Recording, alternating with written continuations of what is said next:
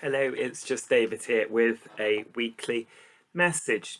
Um, when you were a child, or indeed perhaps as an adult, I was the person who wanted to know how things worked, and what you did to find out how they work was that perhaps rather to your parents' annoyance, you took them to pieces. Um, and as I say, and sometimes this carries on into adulthood. And of course, there's a problem when you're doing sort of slightly bigger things. That you're taking to pieces.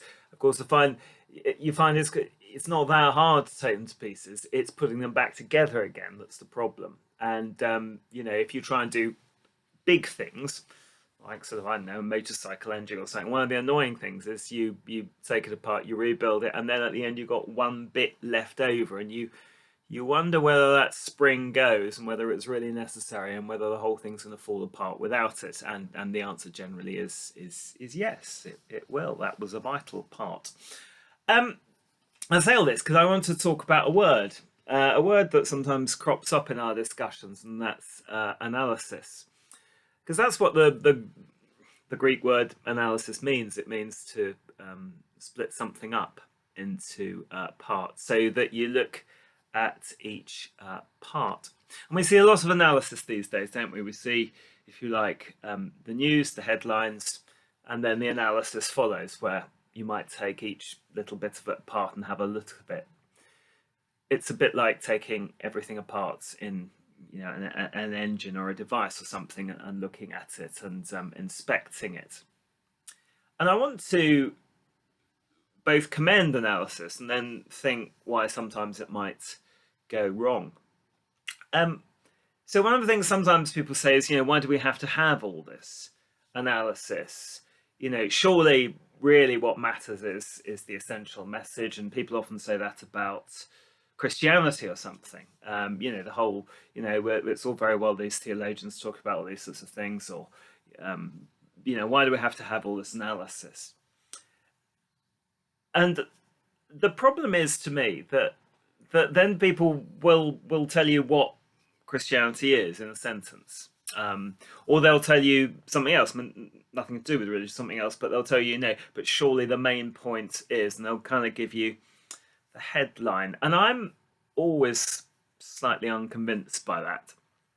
Um, the reason I think is as I get older, I think, and this is I think um, true of perhaps a lot of people, is that when you're young, you kind of often join sides. I know I did. I mean, and I think sort of politically, started off slightly, well, quite a long way left of centre.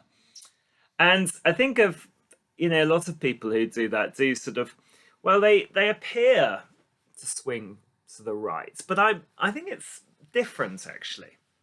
I think what happens as I get older is that I'm less and less prepared to talk to people who haven't really thought about something. I mean, sounds a bit damning perhaps, but I think that's true. I think I thought the world was quite simple 30 years ago, and there were people on my side, and then there were people on the other side.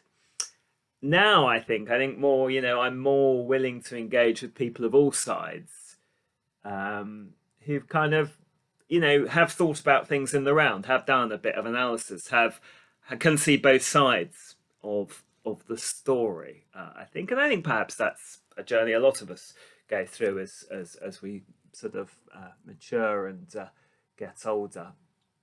And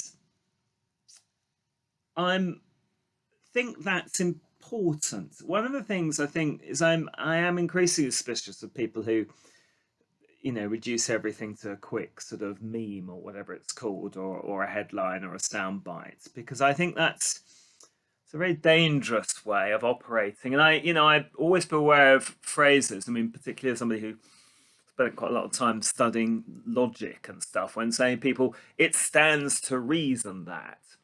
Very often that's the point in the argument where actually they've run out of kind of reasonable, they've stopped reasoning actually. So they'll just say it stands to reason, or surely it's obvious that, because actually it isn't obvious, and other people think the opposite, and they haven't really argued reasonably. um, so I think that's where analysis can become important. And I think, I think historically, I think one of the things, is that we take things for granted these days, which, you know, to previous generations um, weren't so obvious. I mean, I use one example. I'm pretty intolerant of racism. I think there's no, it's just um, you know inexcusable, really. I think people come from different races and different backgrounds, and they're good and bad and stupid and clever and whatever. I don't I don't think sort of race or background has got much to do with it, really. And but it is. I'm reading a book at the moment about the Windrush generation. It's within living memory that I mean, it was commonplace. It stood to reason that you could have no Jews, blacks, or Irish as a policy. You know, it stood to reason within living memory in an advanced Western European country that there were certain races which were untermenschen, which were subhuman, and could be exterminated. This is within living memory, and this is what a lot of people thought. And I think that's why analysis is important, because what we may say is, well, it's obvious that racism is a load of nonsense, and I kind of think that. But the trouble with that is that can sometimes let people off the hook, because I think what we see as obvious hasn't always seemed as obvious, and there is a danger that it won't seem obvious again in 50 years time, unless we've kind of sort of really made the case for it. It was obvious until the time of Wilberforce, etc., that every empire to run needed slaves to run it. That was obvious. The Bible takes that as obvious, frankly. Now, I think we kind of all know slavery is bad, and that the kind of case has been won for that. And I think that's important to remember. So I'm here to stand up for analysis of taking bits apart and looking at them.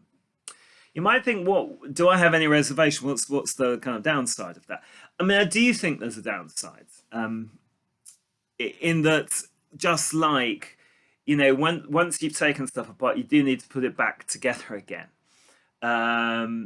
And very often the trouble is you could leave a bit out, and you could leave a vital bit out, and you might become so obsessed by sort of looking at one particular thing that you don't see the bigger picture.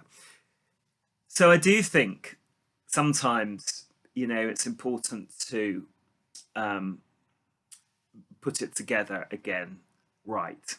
Because I think in the end, after all the analysis, I do take this point that actually sometimes the decision is quite binary. So let's take an example of the church. Now, I happen to, unsurprisingly, support the ordination of women, and always have done. Now, obviously, a lot of thought and soul searching and theological analysis went into that decision. But whether you like that decision or not, I mean, in the end, it's a binary decision. I mean, either you say we're going to ordain women as in the church, or we're not, and you would eventually have to sort of cast your vote one way or another. So I'm not saying there aren't headlines. There are headlines. There are decisions to be made, and I say sometimes they can often be quite binary decisions. I decide to do something, or decide to do its opposite. But before that, there needs to be quite a lot of analysis. So I want us, that's, I think, my message, that do think carefully about things. And I think coronavirus and all the rest of it has shown sort of just how polarized, and the awful things going on in America have shown just how polarized things are. And I just think we need to stop taking things for granted, and just even if analysis makes us pause and think about things, that's better than some of the scenes we've seen, really.